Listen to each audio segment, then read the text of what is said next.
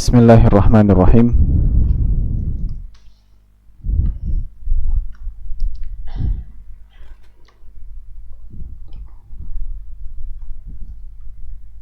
Assalamualaikum warahmatullahi wabarakatuh.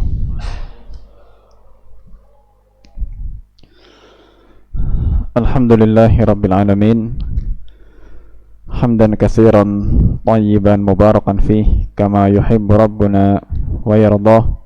Wa ashhadu an la ilaha illallah wahdahu la syarika lah. Wa ashhadu anna Muhammadan abduhu wa rasuluh sallallahu alaihi wa ala alihi wa ashabihi wa man tabi'ahum bi ihsanin ila yaumiddin wa sallama tasliman katsira. Amma ba'd, fa nas'alullaha subhanahu wa ta'ala bimannihi wa karamihi an yuwaffiqana wa iyyakum lima yuhibbu wa yarda, wa nas'aluhu ilman nafi'a wa na'udzu bihi min ilmin la yanfa' wa min qalbin la yakhsha wa min nafsin la tashba' wa min da'watin la yustajabu laha. Alhamdulillah, puji dan syukur kita panjatkan atas kehadirat Allah Subhanahu wa taala. Malam ini dengan taufik dari Allah kita bisa melanjutkan kajian syarah Thalathatil Usul wa Adillatiha, dan kita sampai di halaman 11 ya, terakhir yang kita baca, masuk dalam pembahasan surat Al-Asr ya.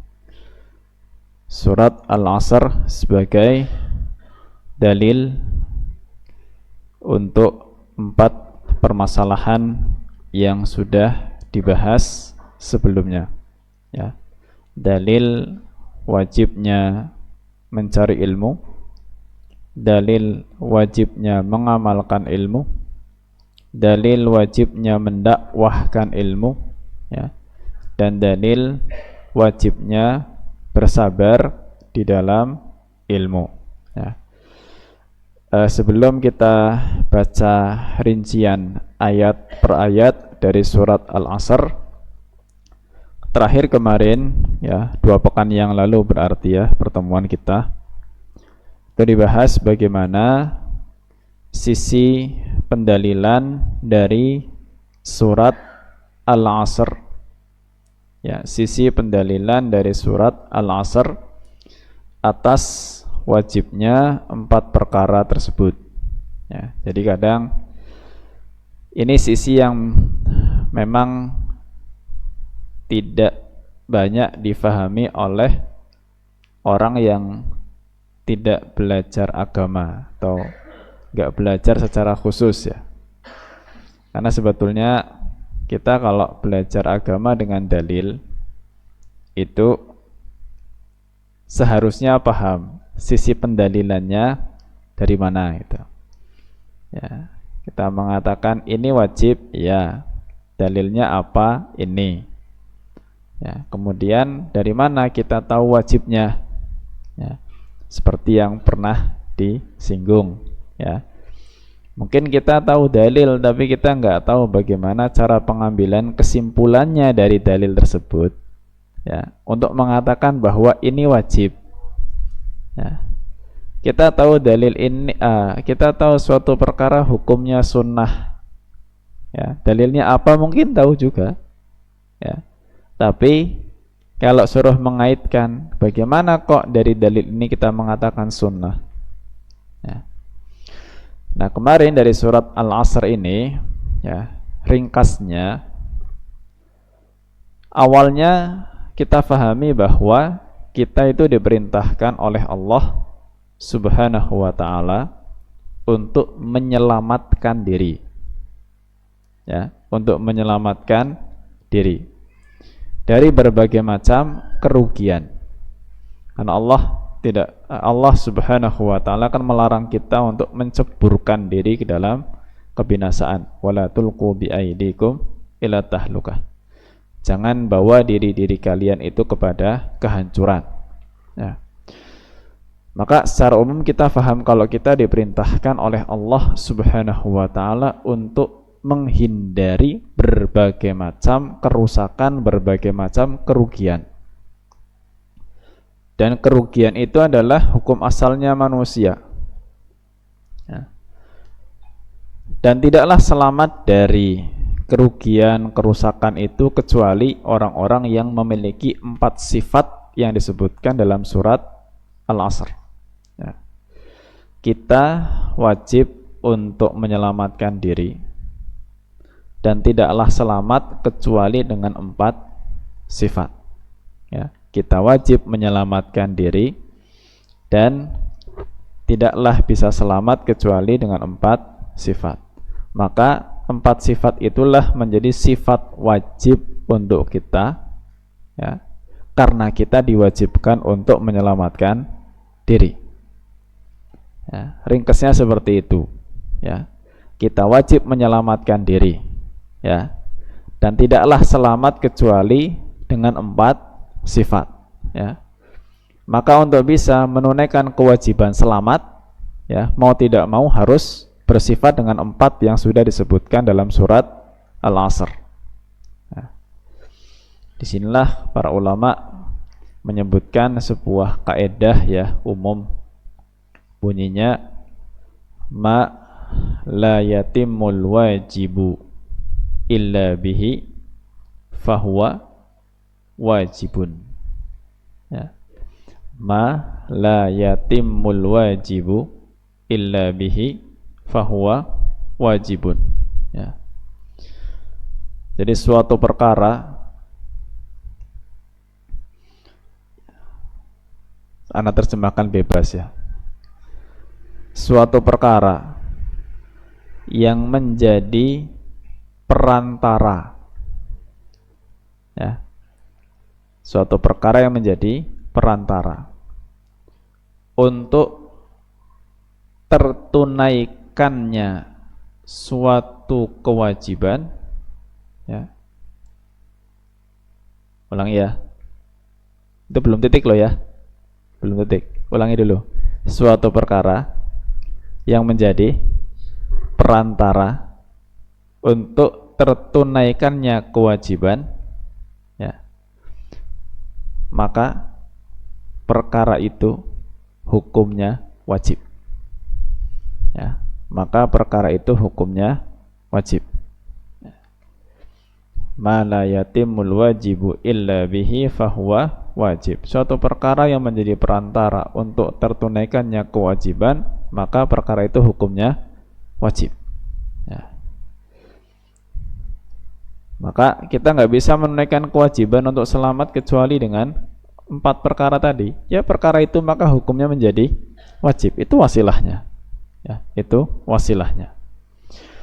Baik, adapun yang akan kita baca malam hari ini mulai dari paragraf yang redaksinya berbunyi wa bayanu hadhil jumlati minal qaul. Ya. Baik, Anda akan baca.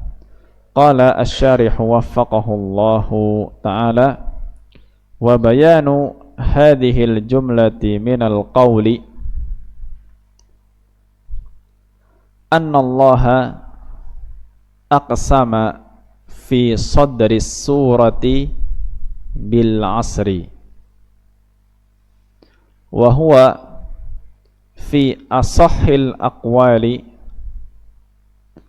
al waqtul kainu fi akhirin nahari wal muqsamu alaihi huwa kaunul insani fi khusrin. Fakullu mansubin ila hadzal jinsi fahuwa urdatun lil khusrani wala yanju min hadzal khusranil mutawa'adi bihi siwal muttasifina bisifatin arba'in. Ya. Baik, beliau mengatakan wa bayanu hadhil jumlah, dan penjelasan kalimat ini. Jadi penjelasan apa yang sudah disebutkan oleh penulis ya dari 4 perkara, kemudian dikaitkan dengan surat Al-Asr ya, wa bayanu hadhil jumlah minal qaul. Jadi penjelasan kalimat dari ucapan ini adalah annallah aqsama, bahwa Allah Subhanahu wa taala itu bersumpah fi sadri surah, di awal surat ya. Di awal surat Al-Asr ini Allah bersumpah bil asri. Allah bersumpah dengan Al-Asr. Al-Asr terjemahnya apa biasanya? Kalau di Quran terjemah apa? Demi masa. Nah. Kita lihat di sini beliau mengatakan apa? Wa huwa fi as-sahil aqwal ya, dan al-asr itu dalam pendapat yang paling sahih, ini dalam pandangan beliau, dalam pendapat yang paling sahih, al-waqtul kainu fi akhirin nahar, waktu yang ada di akhir siang ya. Al-waqtul kainu fi akhiri an-nahar, waktu yang ada di akhir siang, yang kita sudah biasa mengenalnya dengan waktu asar ya. Nah, jadi di sini beliau sebetulnya kalau di dalam syarah Thalathatil Usul yang beliau sampaikan mungkin kurang lebih 6 tahun sebelumnya, sebelum syarah yang kita baca ini, beliau memberi penjelasan lebih panjang ya, dan di situ sebetulnya ada faidah ya. Beliau mengatakan ya, kurang lebihnya lah ya, bahwa kita itu berusaha menafsirkan ya kata-kata baik dalam Al-Quran maupun hadis Nabi Sallallahu Alaihi Wasallam itu sesuai dengan makna syar'inya yang berlaku memang di zaman itu ya. Kita menafsirkan kata-kata dalam Al-Quran maupun hadis Nabi Sallallahu Alaihi Wasallam itu sesuai dengan makna syar'i yang dikehendaki di zaman itu. Dan beliau katakan semua redaksi kata al-asr dalam Al-Quran maupun hadis Nabi Sallallahu Alaihi Wasallam itu yang diinginkan adalah waktu asar ya, adalah waktu asar, sehingga agak kurang pas kalau nanti pemaknaannya itu terlalu diperluas, karena bahasa Arab itu bisa mengalami perluasan makna seiring dengan berjalannya waktu, berkembangnya zaman ya, sehingga akan mengalami perluasan makna. Hal-hal kontemporer yang ada pada hari ini pun bisa untuk menyebut namanya itu pinjam istilah zaman dulu ya, pinjam istilah zaman dulu, tapi bisa hukumnya berbeda karena hakikatnya berbeda ya. Anak kasih contoh agak nyimpang dikit dari materi, cuma sesuai dengan yang beliau sampaikan. Kita kalau mau menafsirkan itu sesuai dengan makna yang dikehendaki secara syar'i ya. Kita tahu, mungkin sebagian kita sering dengar larangan menggambar, betul? Terutama gambar orang, gambar hewan. Dan pernah juga mungkin kita tahu ada larangan untuk memotret. Mungkin di antara kita ada yang pernah mendapatkan fatwa itu, larangan memotret orang, bahkan sekalipun menggunakan alat fotografi kemudian dicetak. Apa sih yang jadi landasannya? Apakah itu kamera zaman Nabi ada? Ada nggak? HP antum ada zaman Nabi? Kok bisa mengatakan haram dari mana? Sebagian ulama bisa mengatakan haram dari mana itu? Kan kamera itu nggak ada dulu, ya kan? kok bisa muncul fatwa haram? Di antaranya hadis Nabi sallallahu alaihi wasallam, "Inna min asyaddin nasi 'adzaban yaumal qiyamati al-musawwirin." Ya. Atau kama qala alaihi salatu wassalam. Hadis dengan redaksi yang serupa itu diriwayatkan oleh Imam Bukhari dan Muslim. Di antara orang-orang yang paling berat siksanya di hari kiamat nanti adalah al-musawwirin atau al-musawwirun.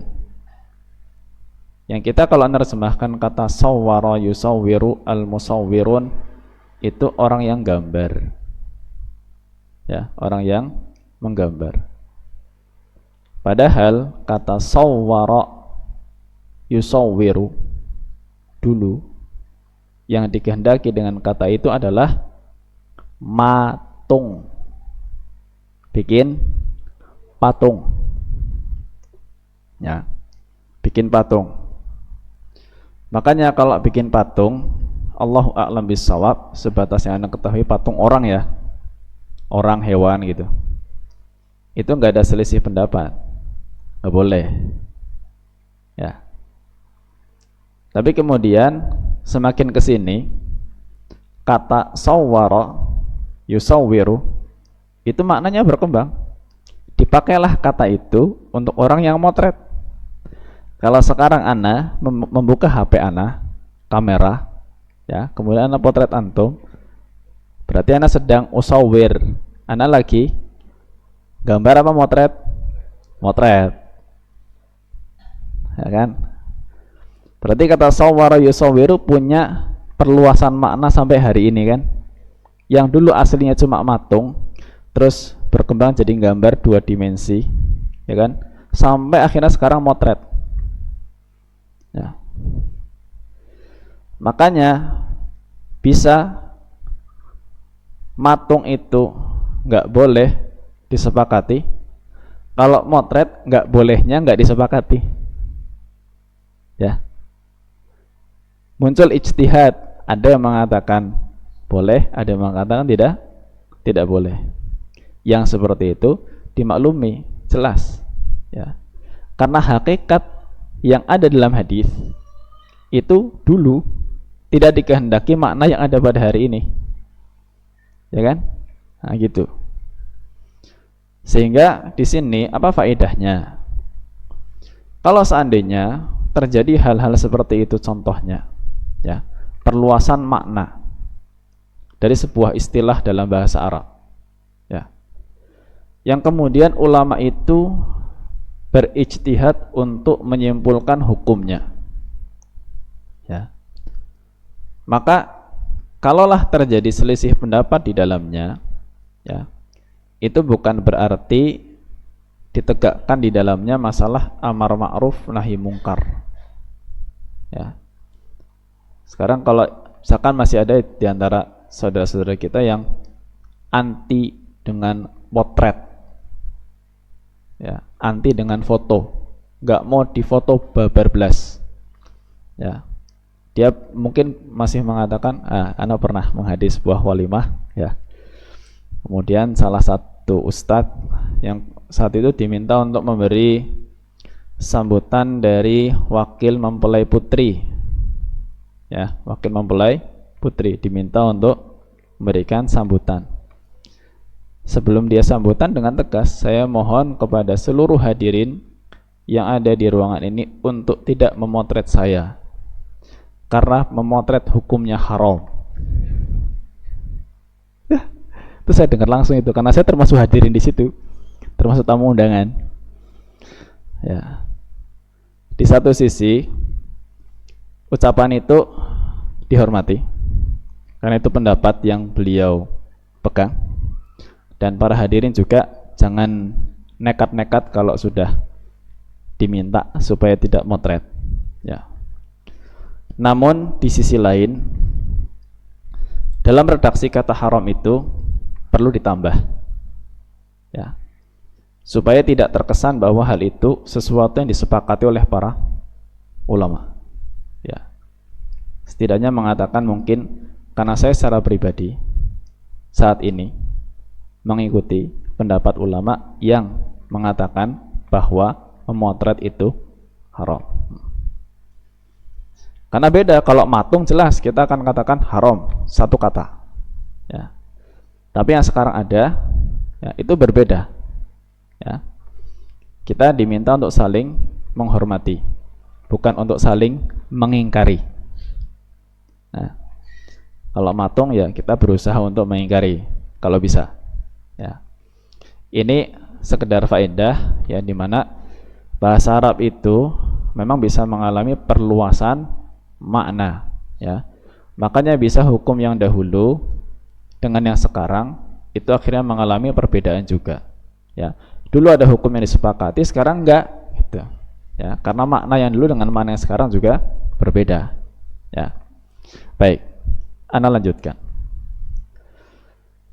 Qala wal muqsamu alaihi huwa kaunul insani fi khusrin, ya. Dan al-muqsam alaihi ini maknanya objek sumpahnya, ya. Objek sumpahnya adalah kondisi manusia yang berada dalam kerugian, ya.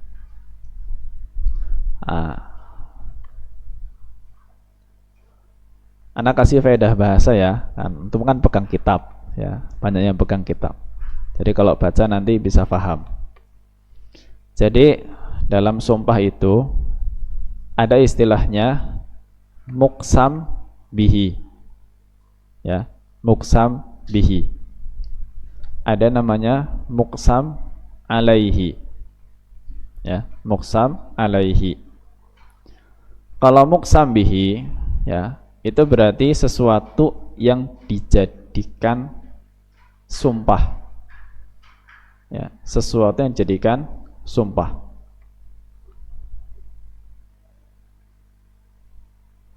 Kalau muqsam alaihi itu artinya adalah kabar yang menjadi objek sumpahnya, ya, kabar yang menjadi objek sumpahnya. Saya ambil contoh, ya. Ketika antum misalkan ada yang tanya, pertemuan sebelumnya nggak hadir ya, misalnya ada yang ditanya oleh anak gitu, pertemuan sebelumnya nggak hadir ya, tuh. Kemudian dia jawab, demi Allah saya hadir. Perhatikan kalimat itu, ya, demi Allah saya hadir. Muqsam bihi, yang dijadikan sumpah di situ apa?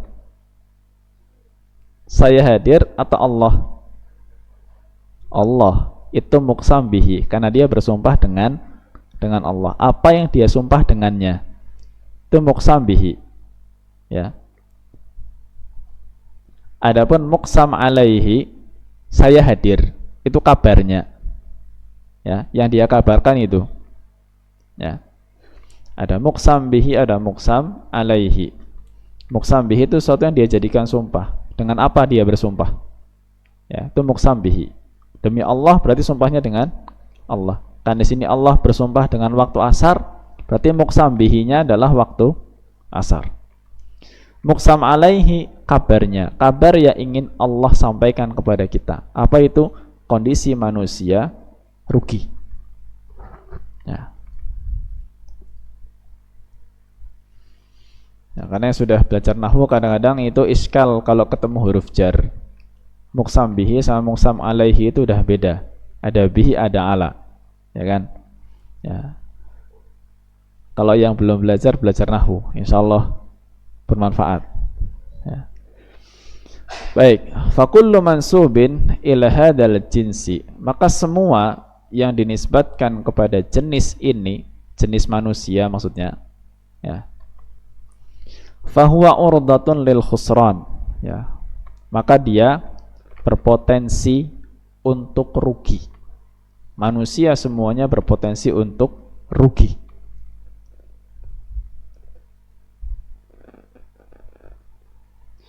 Wala yanju min hadzal khusrani al mutawa'ad bihi, wala yanju, dan tidak selamat, ya, min hadzal khusran, dari kerugian, al mutawa'ad bihi, yang diancamkan ini ya,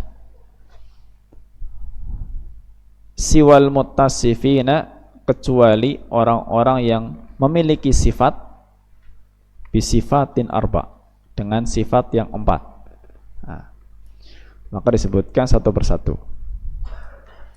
Qala fasifatul ula al-madhkuratu fi qawlihi ta'ala illa alladhina amanu wa hadha dalilul ilmi lianna al-imana aslan wa kamalan la yakunu illa sadiran an ilmin. Ya.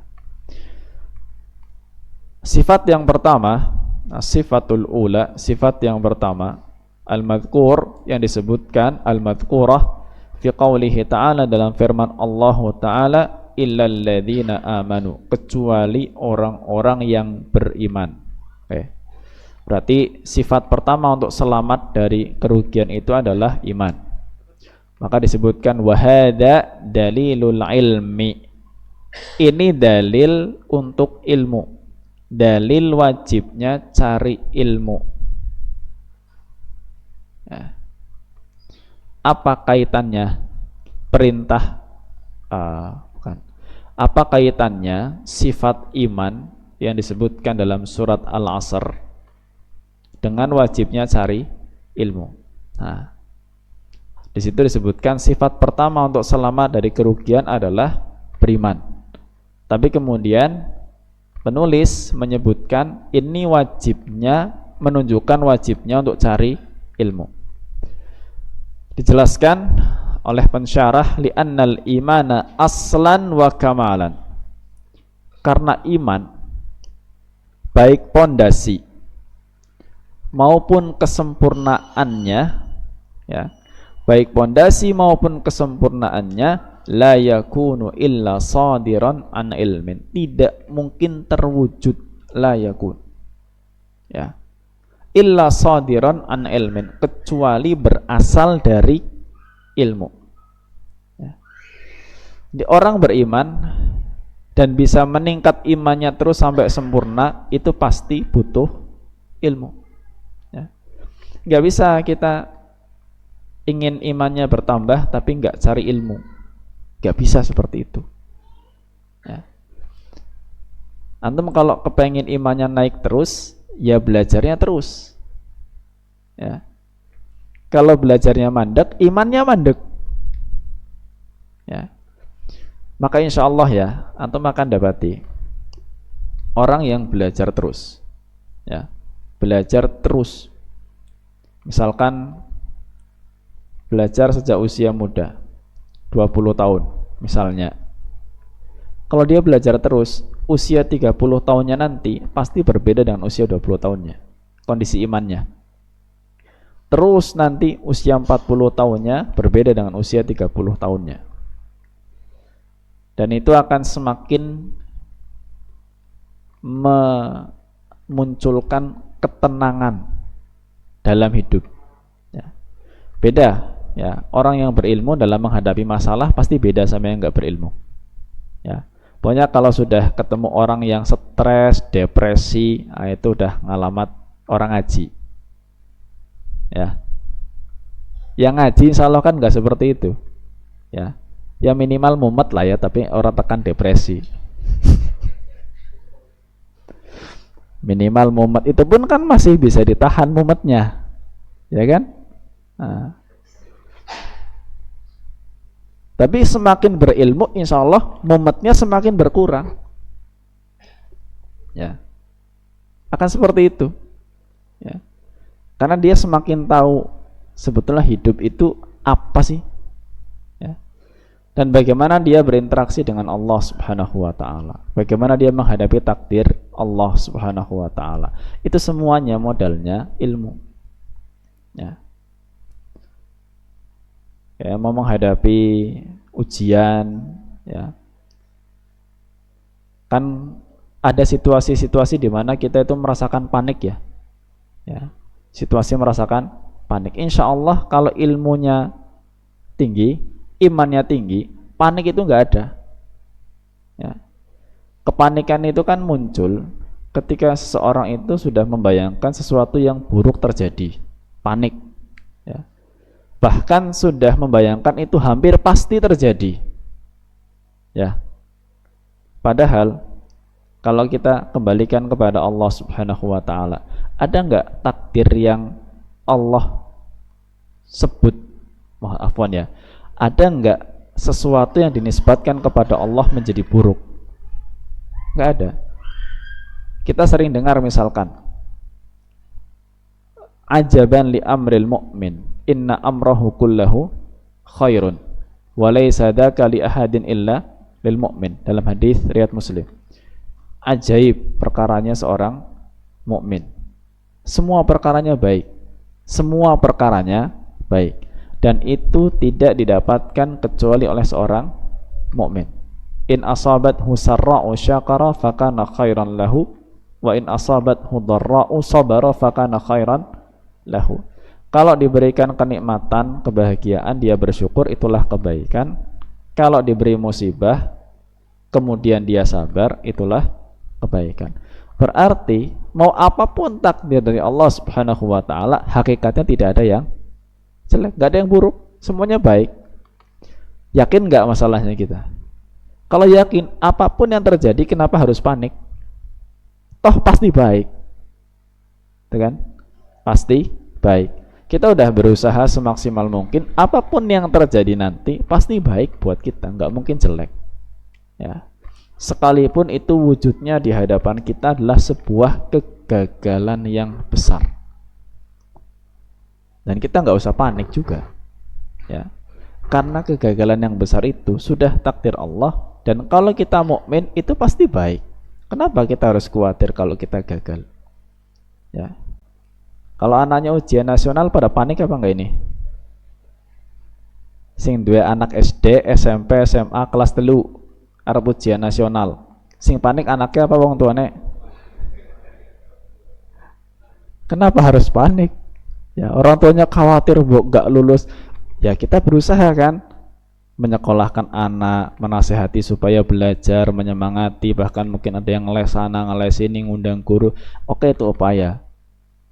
Ya, itu pun berupaya sebetulnya dalam rangka meringankan hisabnya di hadapan Allah, karena kita kan diperintahkan untuk maksimal dalam berusaha. Ya kan? Maksimal dalam berusaha. Qadar Allah sudah upaya sekian banyak dikerahkan, nggak lulus. Ya. Ini masih gelane luar biasa. Tapi kan segera dia sadar itu kebaikan dari Allah Subhanahu wa taala. Ya, buat apa berlarut-larut dalam kesedihan itu? Ya, makanya iman itu akan membawa orang semakin tenang itu. Apapun yang terjadi, tenang saja karena semuanya itu kebaikan dari Allah Subhanahu wa taala. Enggak usah panik. Ya, tidak perlu panik. Baik, itu pentingnya ilmu. Ya. Kenapa bisa begitu? Karena dia semakin belajar, ya, belajar tentang Allah Subhanahu wa taala, belajar tentang rukun-rukun iman, khususnya belajar tentang takdir Allah Subhanahu wa taala. Itu menjadikan semakin tenang biidznillah taala. Baik, ana baca dulu sifat yang kedua, wasifatu ats-tsaniyah al-madhkurah fi qoulihi ta'ala wa amilus shalihat wa hadza dalilul amal. Ya. Dan sifat yang kedua yang disebutkan dalam firman Allah, wa amilus salihat, dan beramal soleh, ya. Wa hadza dalilul amal. Ini dalil untuk wajibnya beramal, ya. Karena berarti sifat yang kedua untuk menyelamatkan kita dari kerugian itu adalah beramal soleh, ya. Makanya kita ya memperbanyak doa lah, ya, doa yang juga itu dipanjatkan oleh Nabi alaihi salatu wassalam, ya. Allahumma inni a'udzubika min ilmin la yanfa', ya. Ya Allah, aku berlindung kepadamu dari ilmu yang tidak bermanfaat, ya. Ilmu yang enggak manfaat, yang enggak melahirkan amal apapun, ya, karena setiap ilmu kita nanti ditanya oleh Allah Subhanahu wa taala, ya. seperti yang disebutkan dalam hadis riwayat Imam At-Tirmidzi, la tazulu qadamu ibni Adam min indi rabbih hatta yus'ala an arba'. Ya. Tidak akan beranjak anak Adam dari sisi Allah Subhanahu wa taala pada hari kiamat nanti kecuali setelah ditanya 4. Ya. Pertama, an umrihi fi ma'afnah, tentang usianya untuk apa dihabiskan. Yang kedua, wa an syababihi fi ma'ablah, masa mudanya. Syabab itu sejak antum balik sampai umur 40. Ya. Itu masa usia yang punya pertanggungjawaban khusus. Ya. Wa an syababihi fi ma'ablah, masa mudanya. Yang ketiga, wa an malihi min aina iktasabahu wa fi ma anfaqah, tentang hartanya, dari mana dan untuk apa. Ya. Dan keempat, wa an ilmihi madza amila fihi, tentang ilmunya, apa yang sudah dia amalkan. Ya. Makanya tanggung jawab ilmu itu berat, tapi nggak cari ilmu juga berat. Jadi kita nggak punya pilihan kecuali cari ilmu plus mengamalkannya. Ya. Nggak cari ilmu salah juga, karena thalabul ilmi fardhatun ala kulli muslim. Cari ilmu itu wajib, gitu kan? Dalam hadis Ibnu Majah. Ya. Dapat ilmu nggak mengamalkan salah juga, karena ditanya oleh Allah Subhanahu wa taala. Ya. Maka pilihan kita cuma satu, cari ilmu dan diamalkan. Dah, semampunya. Ya. Semampunya diamalkan apa yang kita miliki. Ya. Baik, kita jeda adzan dulu ya. Nanti pada adzan ana lanjutkan untuk sifat yang ketiga dan keempat. Biidznillah. Wassallallahu ala nabiyyina Muhammad wa ala alihi wa sahbihi wa baraka wa sallam. Bismillahirrahmanirrahim. Alhamdulillah wassalatu wassalamu ala Rasulillah wa ala alihi wa ashabihi wa man walah wa ba'd. Baik, ana lanjutkan sejenak untuk membaca sampai sifat yang keempat. Qala asy-syarih wafaqahu Allah ta'ala was-sifatu tsalitsatu al-madhkuratu fi qawlihi ta'ala wa tawasaw bil haqqi wa hadha dalilud da'wati fa inna at-tawasi badlul wasiyyati bainal khalqi.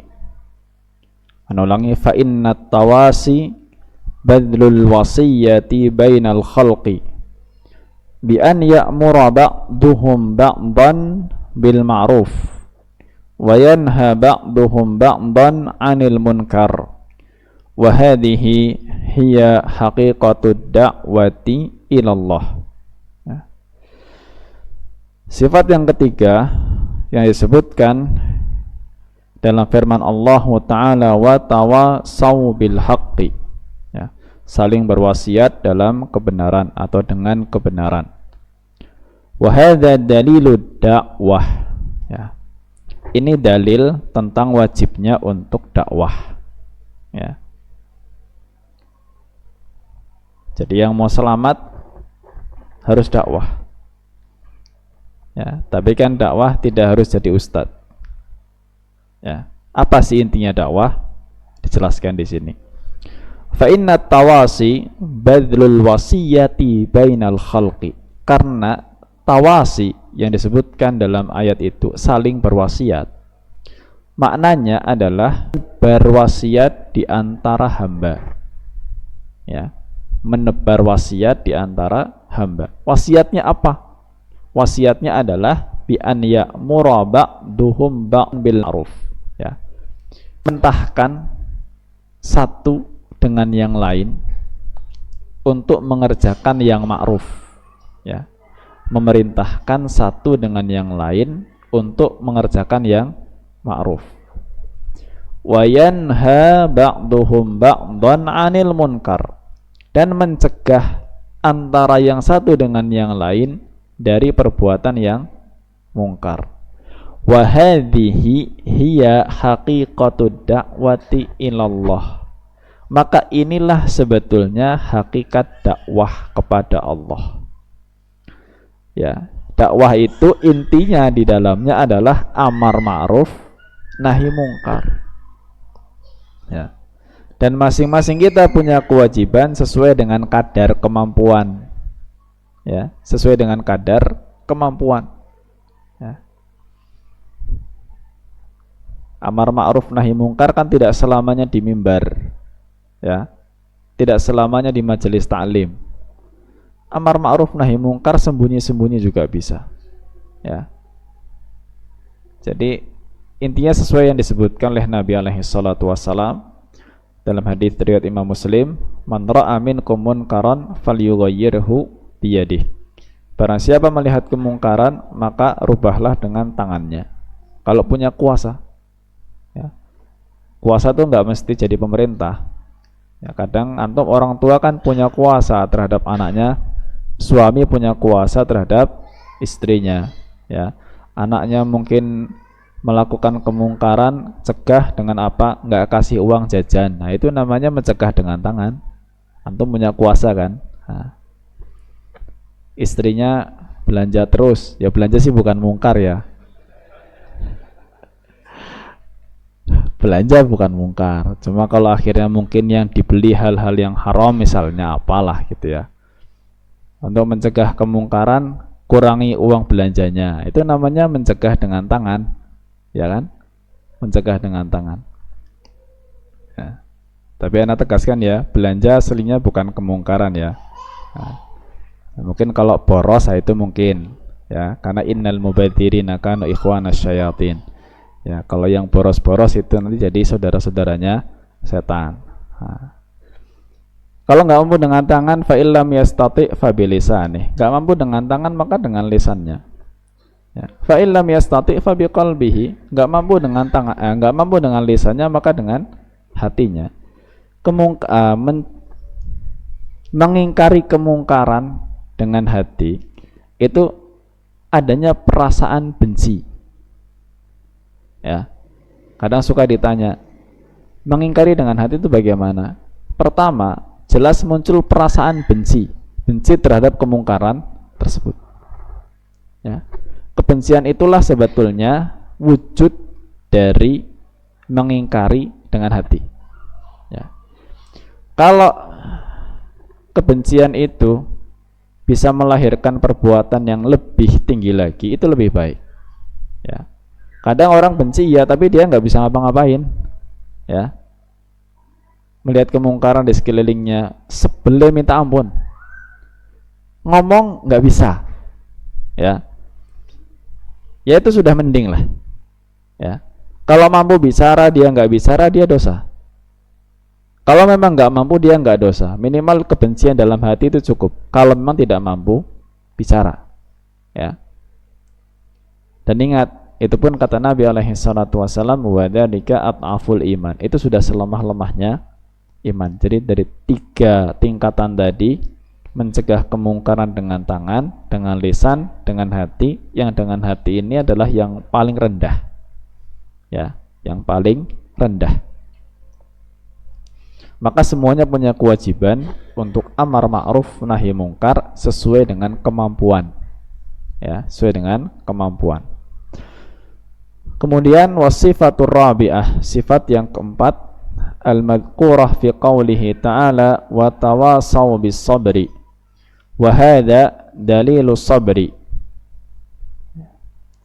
Sifat yang keempat yang disebutkan dalam firman Allah, wa tawasaw bis sabr, saling berwasiat dengan kesabaran. Wahada dalilus sabr, ini dalil untuk wajibnya sabar. Ya, wajibnya sabar. Berilmu sabar, mengamalkannya juga sabar, mendakwahkannya lebih sabar. Ya. Amar ma'ruf nahi mungkar jelas butuh kesabaran. Ya.